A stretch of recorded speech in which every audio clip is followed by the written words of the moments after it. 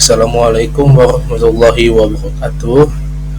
Saya di sini akan mempresentasikan tentang faktor ketahanan dan keamanan. Seberapa penting faktor pembangunan untuk ketahanan dan pembangunan.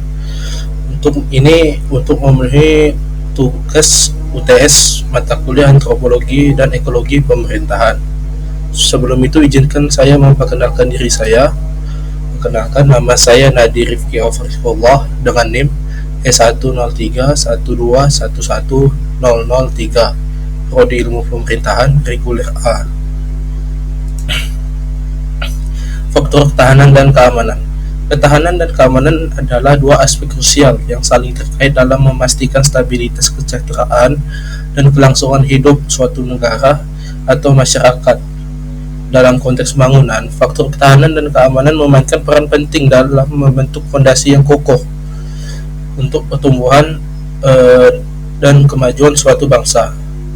Ketahanan mencakup kemampuan suatu negara atau masyarakat untuk bertahan dan beradaptasi terhadap berbagai tekanan, ancaman, dan risiko yang mungkin dihadapi dalam konteks pembangunan. Ketahanan tidak hanya mencakup aspek militer atau keamanan fisik, tetapi juga ketahanan ekonomi, sosial, politik, dan lingkungan. Ketahanan yang kuat memungkinkan negara atau masyarakat untuk melindungi dan memajukan kepentingan nasional serta kesejahteraan rakyatnya. 2. Keamanan. Keamanan berkaitan dengan keadaan bebas ancaman, risiko, atau gangguan yang mengancam stabilitas dan integrasi suatu negara atau masyarakat.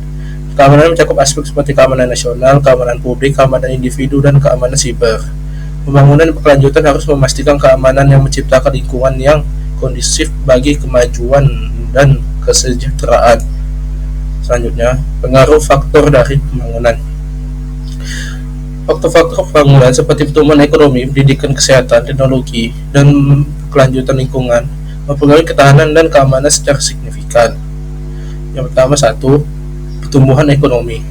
Pertumbuhan ekonomi yang stabil dan berkelanjutan merupakan landasan penting untuk meningkatkan ketahanan ekonomi suatu negara dan keamanan finansial. Yang kedua, pendidikan dan kesehatan. Akses yang baik terhadap pendidikan dan layanan kesehatan meningkatkan tingkat keamanan sosial dengan menciptakan masyarakat yang lebih stabil dan sehat. Yang ketiga, teknologi. Penggunaan teknologi modern termasuk keamanan cyber dan teknologi pertahanan membantu mengamankan negara dan masyarakat dari ancaman modern. Yang ketiga, lingkungan. Yang keempat, lingkungan. Pembangunan yang berkelanjutan dan pelestarian lingkungan juga merupakan bagian dari keamanan jangka panjang, karena menjaga lingkungan alami adalah kunci untuk menjaga konflik dan krisis. Selanjutnya, tantangan dan pengambilan keputusan. Tantangan yang dihadapi dalam mempertahankan keamanan tantangan dan pengambilan keputusan. Tantangan yang dihadapi dalam mempertahankan keamanan dan mencapai ketahanan dengan mempertimbangkan faktor pembangunan adalah kompleksitas dari interaksi antara faktor-faktor pembangunan yang saling terkait dengan upaya memastikan keamanan dan ketahanan. Ada dua tantangan utama, yaitu integrasi yang seimbang dan sumber daya terbatas. Terus ada dua